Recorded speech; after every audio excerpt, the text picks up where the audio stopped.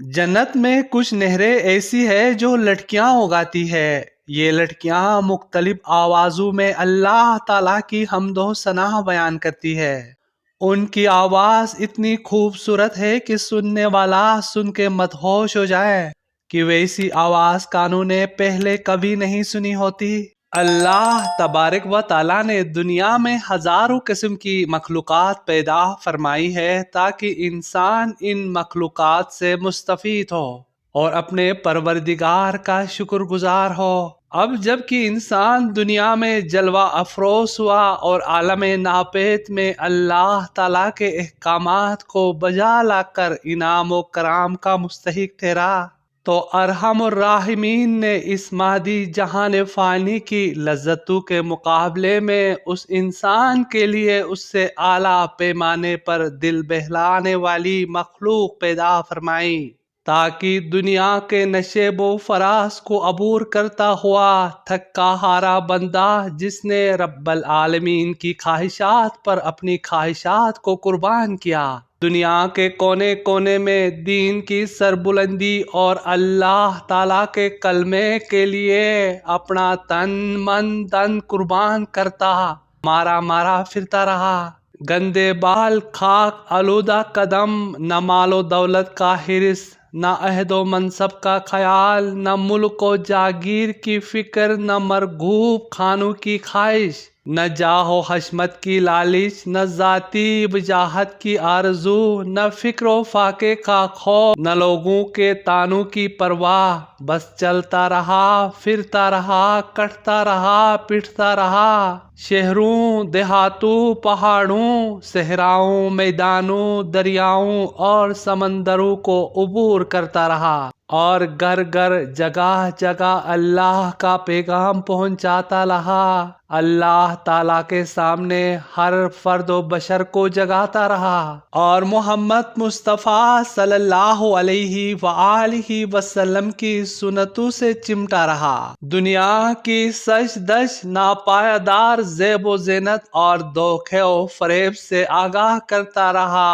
اور اس دار فانی کی دلدل میں پھنسے ہوئے بندگان خدا کو پیار و محبت کے ساتھ باہر نکالتا رہا، غفلت کی نیند میں سوئے ہوئے کو جگاتا رہا، متکبر اور غرور کو عاجزی اور مسکینی کا سبق سکھاتا رہا، بغض و عداوت سے بھرے ہوئے لوگوں کو اخوت اور محبت کا درس دیتا رہا، ہر شجر و حجر سے ڈرنے والوں کو صرف اللہ تعالیٰ سے ڈرنا سکھاتا رہا، در در کی کھانک چھاڑنے والوں کو ایک در کا بناتا رہا، ڈاکوں، قاتلوں، گناہ گاروں، بدکاروں، بد کرداروں میں خواروں کو بوقت سحر گڑ گڑا کر ندامت کے آنسو بہانے والا بناتا رہا۔ ایسے محنت کش، وفادار، با کردار بندے کے لیے اس کے اعمال کے بدلے میں خالق و ارض و سما نے ایک ایسی مخلوق پیدا فرمائی ہے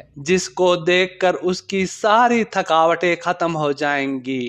مصائب و آرام، غم و پریشانیاں، دکھ درد، فاقے اور بلائے سب بھول جائے گا، اور وہ مخلوق جنت میں ملنے والی حوریں ہیں، نوجوان، نوخیز، حسین و جمیل، گورے رنگ کی سیاہ بڑی بڑی آنکھوں والی، لمبے لمبے بالوں والی، انار کی طرح ابری ہوئی چھاتیوں والی، نگاہ نیچے رکھنے والی، شوق نظر، معشوقانہ انداز، پیار لانے والی، مشک و کافور اور زعفران سے پیدا ہونے والی، خاوند سے عشق و محبت کرنے والی، جب یہ تھکاوٹ سے چور دین کی خاطر در در کی ٹھوکریں کھانے والا آنکھ اٹھا کر دیکھے گا تو 40 سال تک لب و رخسار کے نظارے کرتا رہے گا، نہ آنکھ سیر ہوگی نہ دل اکتائے گا۔ ناظرین کرام، جنت میں کچھ نہریں ایسی ہے جو لڑکیاں اگاتی ہے۔ یہ لڑکیاں مختلف آوازوں میں اللہ تعالیٰ کی حمد و ثنا بیان کرتی ہے۔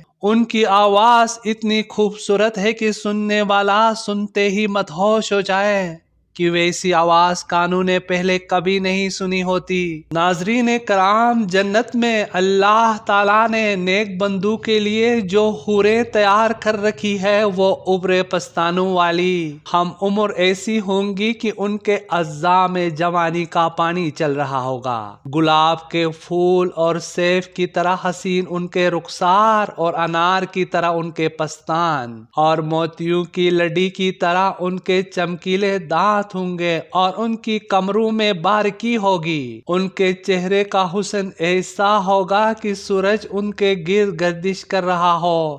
جب وہ مسکرائیں گی تو ان کے دانتوں کے درمیان سے چمک نکلے گی۔ جب وہ اپنے محبوب کے سامنے آئیں گی تو دو روشنیوں کے آمنے سامنے ہونے کی حالت کے بارے میں آپ کیا کہنا چاہو گے؟ یعنی اس حالت کا کیا ہی کہنا جب وہ اس سے باتیں کریں گی تو دو محبوبوں کے درمیان بات چیت کے بارے میں آپ لوگوں کا کیا گمان ہے؟ اگر وہ اس سے بغلگیر ہوں گی تو دو لچکدار ٹہنیوں جیسے جسموں کا مذائقے کے بارے میں آپ کا کیا خیال ہے؟ وہ آدمی اس عورت کے رخسار کی آنگن میں اپنا چہرہ اس طرح دیکھے گا جس طرح شیشے میں دیکھتا ہے۔ اگر وہ عورت دنیا کی طرف جھانک کر دیکھے تو زمین و آسمان کے درمیان ہر چیز خوشبو سے بھر جائے اور مخلوق کی زبانیں اللہ تعالیٰ کی تکبیر و تسبیح پکارنے لگے اور مشرق اور مغرب کے درمیان ہر چیز اس کی وجہ سے جگمگا اٹھے